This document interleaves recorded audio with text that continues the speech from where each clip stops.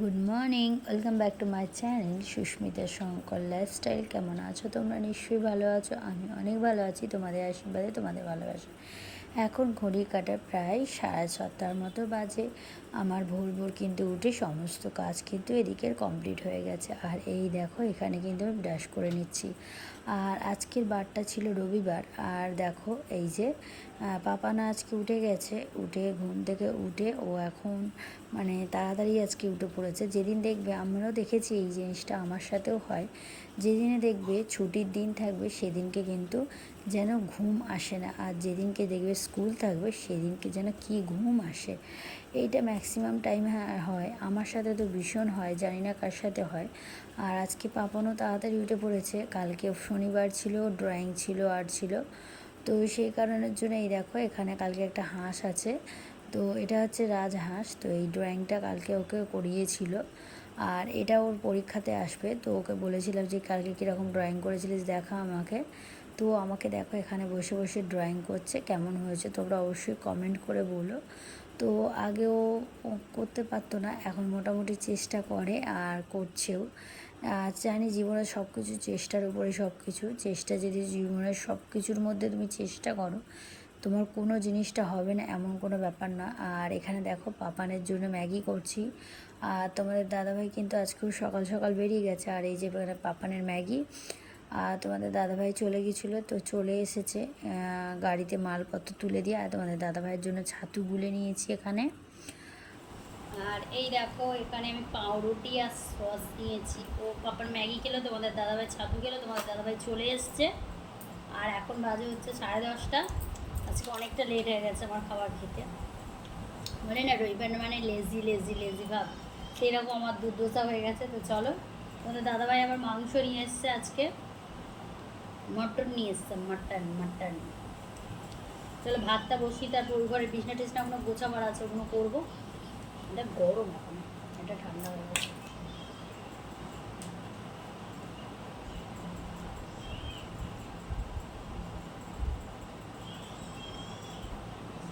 আর এই দেখো, তো তোমাদের দাদাভাই আজকে আসার সময় খাসির মাংস নিয়ে এসেছিলো, তোমাদের তো বললাম।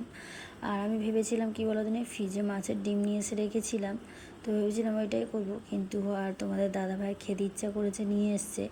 আর তোমাদের দাদাভাই এসেছে কারণ হচ্ছে কিনা ওর শরীরটা ভালো না, ওরই যাওয়ার কথা ছিল, একটু শরীরটা জ্বর জ্বর জ্বর জ্বর লাগছে, সেই জন্য বললো না আমি মাল তুলে দিয়ে গাড়িতে আর চলে এসেছি। আর ওদিকে আমার দেওরকে ফোন করে দিয়েছে, বাসে মানে বাসে তুলে দিয়েছে। তো বাসের কন্ট্রাক্টরকে নাম্বার দিয়ে দিয়েছে আর বাসের টাকা দিয়ে দিয়েছে। তো ওরা ফোন করে দেবে, আসার আগে ওরা ফোন করলেই হয়ে যাবে।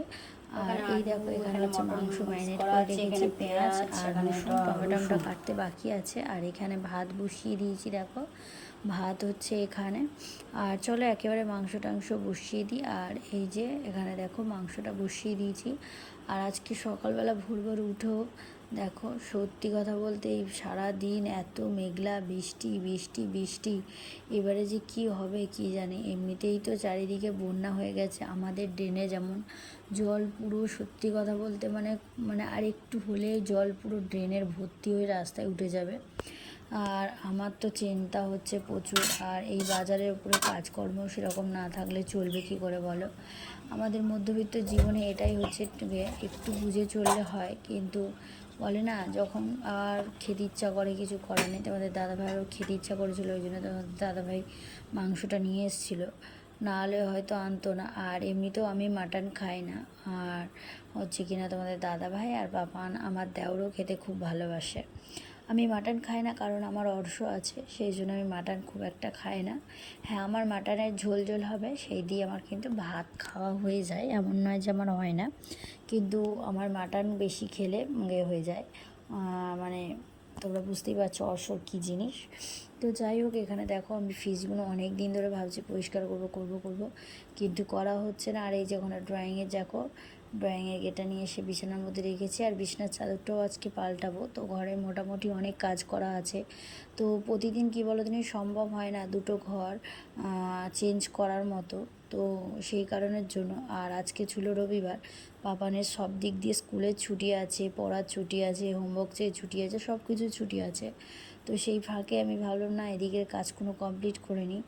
আর এগুলোকে দেখো ভালোভাবে একটু ধুয়ে নিয়েছি, ভাবছি এখানে একটা ফ্রিজে না আগে কিনবো মানে কি বলে ওগুলোকে, চাপানা যাই হোক কিছু একটা বলে। তো ওইটা কিনলে কী বলো জানি, এই যে তরকারি ফতকারিগুলো লেগে যায় পড়ে থাকে, সেইগুলো লাগবে না। আমরা যত সাবধানই করি কি না, কিন্তু ফ্রিজের মধ্যে একটু হলেও তরকারিপত্র দেখবে লেগেই যায় গায়ে। আর এখানে আমি মুছে দিচ্ছি দেখো এগুলোকে। তো আমার ছেলে মাঝে মাঝে এটা সেটা হাত দেয়, তার জন্য দেখো অনেক দাগ হয়ে গেছে আর হয়ে গেছে। তো ওই দাগগুলো একটু চেষ্টা করি মুছে দেওয়ার। তো চলো, এদিকে আমার মোছা হয়ে এসছে। তারপরে দেখবো যে মাংসর কী অবস্থা, কারণ মটন করতে টাইম লাগে। আর তোমাদের দাদাভাইকে নাকি আজকে মাংসর দোকান দিয়ে বলে দিয়েছিল বেশি নয় 2টো সিটি মারতে, কিন্তু ভুল সম্পূর্ণ। আমি আজকে সিটি ছাড়াই করেছি মাংসটা এইভাবেই। তো জানি না কেমন হবে। তো এইভাবে আমি দেখতাম যে সুপারি দিলে নাকি মাংস সত্যি তাড়াতাড়ি সেদ্ধ হয়ে যায়। তো আমার শাশুড়ি মা বলতো যে মাংস মানে আস্তে করে দিয়ে, মানে একদম লো ফ্লেমে দিয়ে তোমরা যদি আস্তে আস্তে করো তাহলে হয়ে যাবে। আর এখানে তোমাদের দাদাভাই দেখো কলমি শাক নিয়ে এসেছিলো, আর কলমি শাকগুলোকে কেটে নিচ্ছি। তো মায়ের কাছ থেকে এইভাবে শেখা। আজকে ভাবলাম যে না, আজকে আর প্রেশারে দেবো না মাংস, তো এমনি নর্মালি করি। তার লোহার কড়াটা কিনে তো সত্যি কথা বলতে রান্নার আলাদাই টেস্ট হয় আমার, জানি না, কিন্তু সত্যি আমার লোহার কড়ায় রান্না করে অনেকটা আলাদা টেস্ট হয়। লোহার কড়ায় বা তুমি বলো মাটির পাত্রেতে রান্না করলে সত্যি আলাদা হয়। আর ওদিকে ভাতটা হয়ে গেছিলো, ভাতটা ওর মধ্যেই রেখেছি যাতে গরম থাকে। আর ওদিকে টেবিলটা মুছে তারপরে হচ্ছে কিনা টেবিলের মধ্যে রাখবো। আর চলো, এখানে আমি এতক্ষণ পেঁয়াজগুলো ভাজা হয়ে যাচ্ছে আর একটু হলুদ দিয়ে দিলাম। তো মাকে দেখতাম এইভাবে ভাজতে, তো সেই রকমভাবেই ভাজতে। আগে আমি হলুদ দিতাম না, এখন দেখি মাও হলুদ দেয়, সেই জন্য আমি ভাবলাম না আমিও একটু হলুদ দিই, হলুদ দিলে কেমন লাগে। কিন্তু সেরকমই নয়, আমি যেমন নর্মালি ছোটোবেলা থেকে মাকে দেখেছি যে এইভাবে কলমি শাক ভাজতে, আমি সেইভাবে পেঁয়াজ, শুকনো লঙ্কা আর রসুন ওই দিয়ে মা ভাজতো, আর সত্যি ভালো হতো। আর চলো, এদিকে আমার মোটামুটি দেখো টেবিল মুছবো। আর দেখো টেবিলটা তো মুছে নিচ্ছি। আর এই গাছটা, এই যে মানি প্ল্যান্ট গাছটা, এই গাছটা কিন্তু অনেক দিন ধরে মানে আছে আমার কাছে। আমার মাটিতে দিলে হয় না, আমি মাটিতে দিয়েছিলাম, কিন্তু আমার জলে দিলে আমার হু করে মানি প্ল্যান্ট গাছ বাড়ছে। তো জানি, আমি দেখেছিলাম যে গুগলে একটা, যে সবার হাতে সব কিছু হয় না, হয়তো আমার কাছে মানি প্ল্যান্টটা জলে হয় আর অনেকের কাছে কিন্তু মাটিতে হয়, সবার হাত কিন্তু সব ক্ষেত্রে ধরে না। তো যাই হোক, আমার এদিকে হয়ে গেছে মোছা। তারপরে চলো ভাত তরকারিগুলো এদিকে রেখে দিয়ে তারপরে আমি চলে যাব। এখানে বিছনার চাদরটা দেখো গুছিয়ে মানে পেতে দেবো। আর মায়ের ঘরে না বিছনার চাদর পাততে বেশিক্ষণ সময় লাগে না, কারণ চটপট হয়ে যায়। আর আমার ঘরেই বেশি সময় লাগে, মানে আমার ঘরে সময় লাগে বলতে কি বলো দিনি, আমার এগুলো একটু অন্যরকম আর মায়েরগুলো। আর ছোটোবেলাতে বাবান এই ঘরটাতে খুব আসতো, এখন তো ওরে তো আসতে চায় না, বসতে চায় না, কারণ বসলেই ওর ঠাকুমার কথা খুব মনে পড়ে। ওর ঠাকুমার সাথে এখানে বসে থাকতো, টিভি দেখতো, হ্যাঁ, তারপরে দুজনে গল্প করতো। তারপরে এই যে জানলার ধারটা দেখছো, যেখানে আমার ভাসুরের ছবি আছে, ওখান থেকে জানলায় দাঁড়িয়ে দাঁড়িয়ে ড্রেনের জল যেত দেখতো, তারপরে রাস্তাঘাটের লোকজনের সাথে কথা বলতো, মাও এখানে দাঁড়িয়ে থাকতো ওকে নিয়ে। তো এইরকমভাবে দেখতে দেখতে সত্যি মানুষ কখন যে কি হয়ে যায় কিছু বলতে পারে না। আমি সত্যি কোনো দিন ভাবিনি যে মা এরকমভাবে চলে যাবে। আর মার অনেক স্বপ্ন ছিল যে আমার ছেলেকে দেখবে, অনেক বড় হবে, স্কুলে যাবে, কলেজে যাবে, তারপরে বাইকে করে বসিয়ে ব্যাংকে নিয়ে যাবে। যাই হোক, সব মানুষের সব কিছু পূর্ণ হয় না, হয়তো এইটাই বিধির বিধান ছিল যে ওনাকে এত তাড়াতাড়ি চলে যেতে হবে। আর সত্যি মানে তোমাদের কি বলবো, যদি একটা মানুষ মানে বাড়ির যদি একটা গার্জেন থাকে, সত্যি বাড়ির অনেকটা মানে হয়, তোমাদের কি বলবো, হেল্প হয়। তুমি আজকাল যেমন আমি কোথাও বেরোতে গেলে আমাকে দুবার চিন্তা করতে হয়, তোমাদের দাদাভাইরা থাকলে বেরিয়ে যায়, না থাকলে আমাকে ঘরে চাবি দিয়ে। হ্যাঁ, এই রিসেন্ট যদি তোমাদের সাথে একটা জিনিস শেয়ার করি, আমি চলে গেছি জিমে। তো জিমে চলে গেছি, তারপর তোমাদের দাদাভাই আমাকে ফোন করেছে, ওর একটা লেবার এখানে এসছে, তো ঘর থেকে কিছু জিনিসপাতি নেবে। তো আমাকে আবার সেই জিম থেকে হয়ে আসতে হবে, এসে আমি চাবি খুলবো তবে সে জিনিস নেবে এইরকম। আর মা থাকলে একটা জিনিস হতো কী বলে দিই, যে দরজা খোলা আছে মাকে বলে নিয়ে চলে যেত। তো এই একটা বাড়ির মানে মাথা থাকা একটা আলাদাই জিনিস। তো যাই হোক, এদিকে আমার দেখো বাসনগুলো ধোয়া হয়ে গেছে, আর এই বাসনগুলো আমি এখন মানে মুগে করে দেবো গামলার মধ্যে। এদিকে দেখো কড়ার মধ্যে গামলা রেখেছি, তো এই গামলার মধ্যে উপুর করে গুছিয়ে দেবো। আর কড়াটা বললাম না তোমাদের, লোহার কড়াই রান্না করে আমার একটা জিনিস সুবিধা হয় কি বলো দিনি, যে আমাকে বসে বসে অনেকক্ষণ ধরে ঘষতে হয় না কড়াই, তো সিম্পলের মধ্যে হয়ে যায়। আর এদিকে দেখো গুছিয়ে নিচ্ছি, আর আমার সব দেখো এখানে বেসিনটা ভালোভাবে মেজে নিয়েছি, গ্যাস পরিষ্কার হয়ে গেছে এদিকে। আর এই যে এখানে সব বাসন দেখতে পাচ্ছ। তো এদিকে সব আর এক নাগারে কিন্তু বৃষ্টি হয়েই যাচ্ছে, বৃষ্টির কোনো শেষ নেই। আর ওদিকে যেহেতু আজকে হচ্ছে মটন হয়েছে, তো বাবার খুব জোর খিদে পেয়ে গেছে। এই দেখো ওকেও এখানে খেতে দিয়ে দিয়েছি। প্রথমে শাক খাবে না বলছিল, তো আমি একটু বকাঝকা করতে তখন ও দেখে শাকটা চুপচাপ বসে খেয়ে নিচ্ছে। আর ওর বাবাও একটু রেগে গেছিলো শাক খায়নি বলে।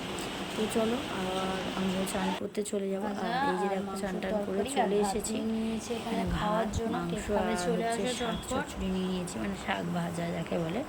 তো চলো একেবারে সন্ধ্যায় দেখা হবে। দাদা ভাইয়ের জন্য চা নিয়ে নিয়েছি, চা এখানে দুটো নোনতা বিস্কুট দিয়েছি। কাটায় প্রায় হচ্ছে 7টা বাজে। চা নিয়েছি। এই প্লেটগুলো এবারে কিনলাম, প্লেট সব হারিয়ে গেছিল, এই প্লেটগুলো এবারে কিনলাম।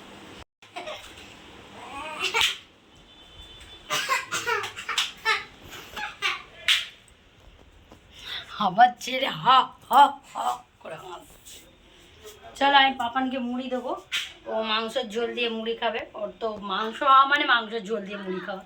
ওকে মুড়িটা দিয়ে দিই, এই গামলাটাই দিয়ে দিই দিতে। চলো মাংসের ঝোল এখানে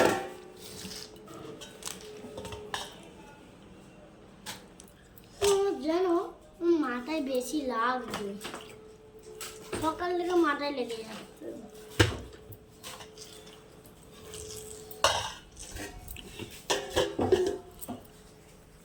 আর রবিবার মানেই পাপানের সন্ধেবেলা রাত্রিবেলা মাংস ঝোল দিয়ে মুড়ি।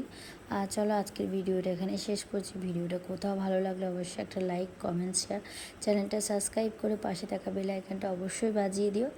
আর আমার যদি ব্লগটা ভালো লাগে তো অবশ্যই আমাকে একটা সুন্দর কমেন্ট করো, আমি তোমাদের কমেন্টের আশায় থাকবো। চলো ভালো থাকবে, সুস্থ থাকে, দেখা হবে আবার পরে একটা ব্লগে। টাটা।